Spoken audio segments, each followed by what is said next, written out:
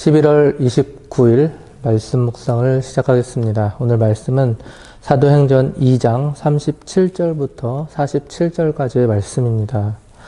오순절 성령님께서 강림하셨습니다. 그리고 베드로는 성령 충만함을 받고 말씀을 선포하였습니다. 성령 충만한 베드로의 설교는 무리들의 마음을 감동시켰습니다. 그리고 베드로의 설교는 그들의 죄성을 탄식해 하는 결과를 가져다 주었습니다. 37절입니다. 그들이 이 말을 듣고 마음에 찔려 베드로와 다른 사도들에게 물어 이르되 형제들아 우리가 어찌할꼬 하거늘. 무리들은 베드로의 설교를 듣고 깨달았습니다. 자신들이 오랫동안 고대했던 그 메시아를 스스로 배척하여 십자가에 못 박아 죽였다는 것을 깨달았습니다. 그리고 그들은 몸서리 치도록 놀라며 마음에 찔린 것이죠. 마음에 찔려, 여기서 마음에 찔려라는 뜻은 때려 눕히다, 날카롭게 후벼 파다, 찔러 관통하다의 의미입니다. 하나님의 말씀은 이처럼 우리의 죄성을 건드립니다. 그래서 하나님의 말씀은 우리의 심령을 관통하여 심각한 고통을 유발합니다. 그것이 정상입니다. 아니, 그래야만 하죠. 우리도 마찬가지입니다. 하나님의 말씀은 언제나 우리의 심령을 쪼갭니다. 그래서 날마다 우리의 심령을 통곡하게 만듭니다. 그럴 때마다 우리는 당시 베드로의 설교를 듣고 감동했던 사람들처럼 이러한 반응을 나타내야 합니다. 우리가 어찌할꼬. 이 물음은 필사적인 부르짖음입니다. 바울도 회개할 때 이와 같은 표현을 사용했습니다. 그들은 자신들의 죄를 깨닫고 애통하면서 사도들에게 도움을 요청하였습니다. 우리가 어떻게 하면 되겠습니까? 그리고 성령의 지시를 기다리는 겸손한 자세를 갖게 됩니다. 그런데 말씀을 듣고도 이러한 반응이 우리에게 일어나지 않는다면 우리는 그 심각성을 깨달아야 합니다. 냉랭해지고 죄에 무뎌진 영혼을 위해 기도해야 합니다. 회개할 수 있는 마음을 허락해달라고 기도해야 합니다. 그리고 더욱더 가슴을 치고 회개해야 합니다. 결론적으로 이들은 모두 성령의 충만함을 받고 회개하였습니다. 그리고 그 수는 무려 3,000명이나 되었습니다.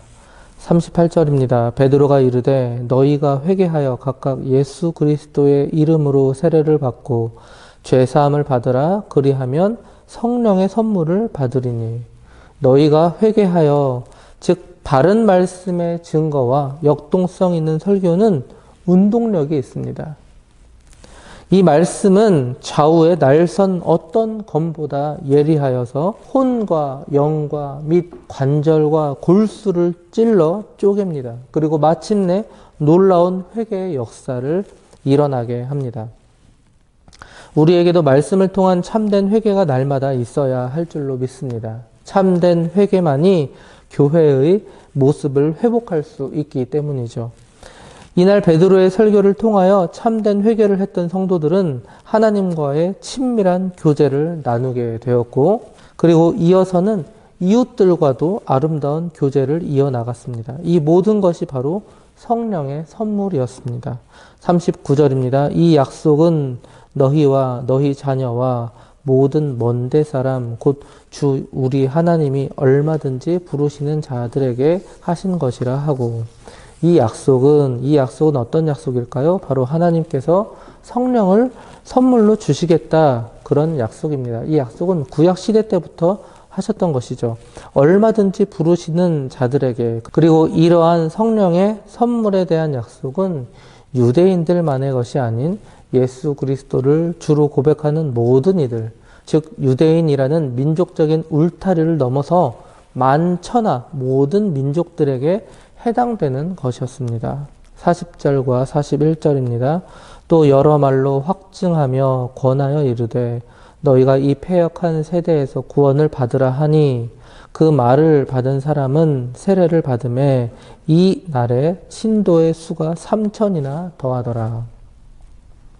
그리고 그 말씀을 받은 무려 3,000이나 되는 사람들은 회개하였고 세례를 받았습니다. 그런데 여기서 우리가 반드시 짚고 넘어가야 할 것은 바로 그 말씀을 받은 사람들이 회개하여 세례를 받았다라는 것이죠.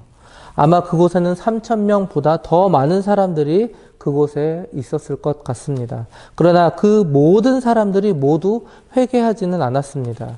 바로 그 말씀을 받은 사람들만 회개하였습니다. 우리는 매주일 강단의 말씀을 우리의 양식으로 삼아 일주일을 살아갑니다. 그리고 어떤 분들은 매일매일의 말씀을 우리의 양식으로 삼아 하루하루를 살아갑니다. 그런데 중요한 것이 있습니다. 바로 그 말씀을 나의 것으로 받아들이는 것이죠. 나의 양식으로 받아야 합니다.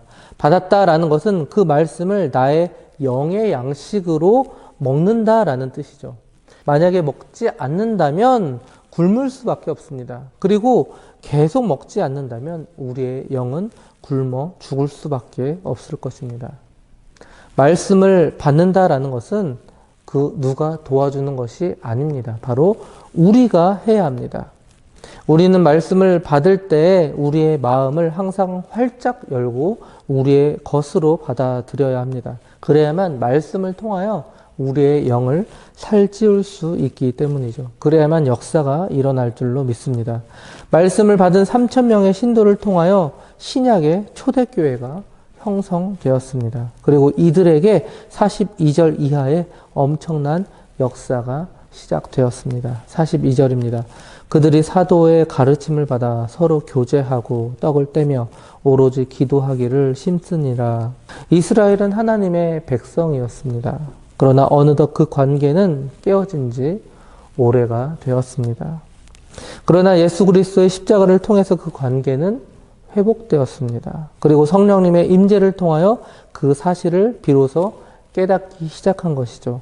그리고 그 말씀을 깨달은 사람들이 하나둘 하나님과의 관계가 회복된 것입니다. 하나님과의 관계가 회복되면 이웃과의 교제는 자연스럽게 회복됩니다. 그들은 이웃들과 교제하고 떡을 떼며 기도하기에 힘을 썼습니다. 유대인이든 이방인이든 차별 없이 떡을 떼고 음식을 먹음으로 주 안에서 모두가 한 형제라는 인식을 갖고 교제를 나누었습니다.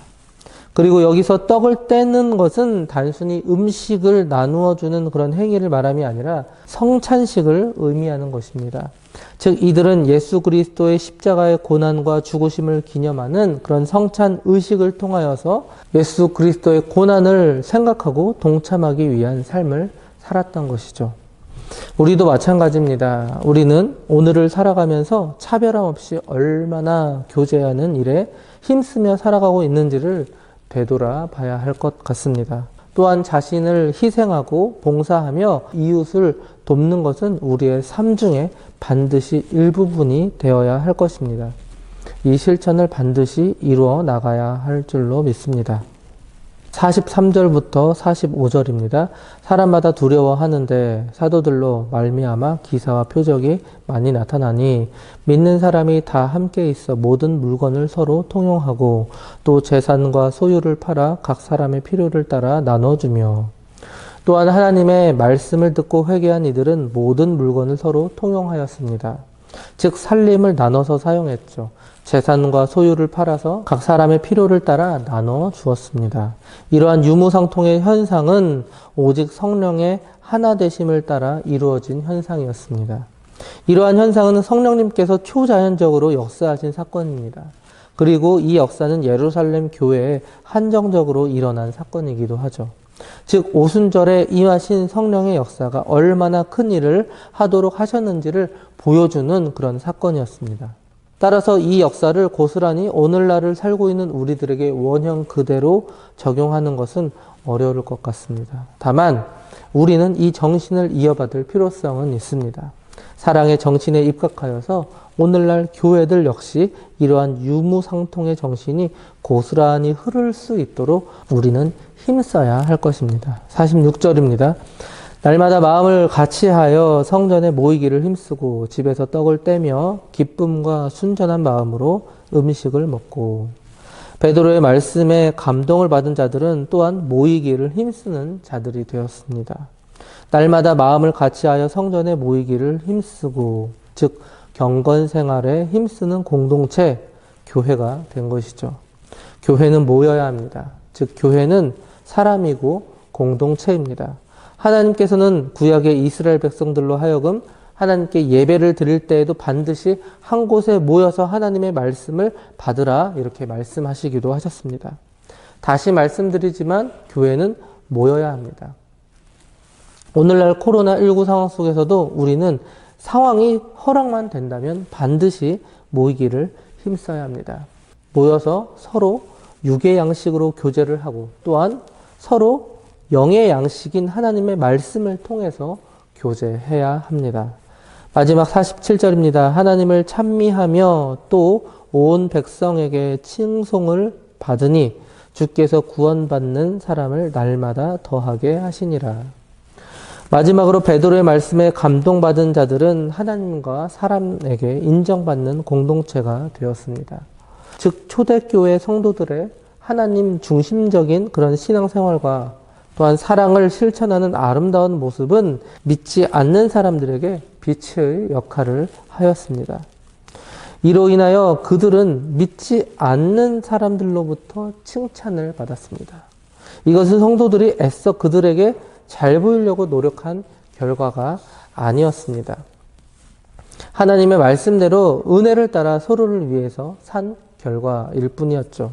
또한 하나님께서는 구원받는 사람들을 날마다 더하심으로 점점 선교와 전도의 문이 확장될 수 있었습니다.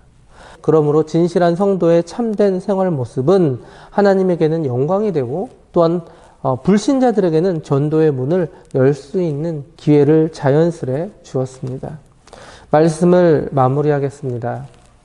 베드로의 설교에 3,000명의 무리가 말씀을 받았습니다.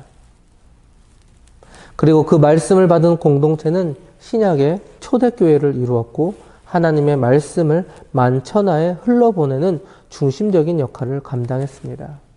하나님을 찬미하며 온 백성에게 칭송받기도 했습니다. 이러한 역사가 일어날 수 있었던 것은 물론 하나님의 역사가 맞습니다. 하지만 그 3,000명의 무리가 말씀을 받았기 때문입니다. 오늘날 우리도 매주일 말씀을 나의 것으로 받아들인다면 우리의 삶 속에서도 위대한 역사들이 일어날 줄로 믿습니다. 항상 마음에 반응하여서 회개함으로 하나님 앞에 참된 성도의 모습을 회복하시는 저와 장자 가족들 되시기 바랍니다.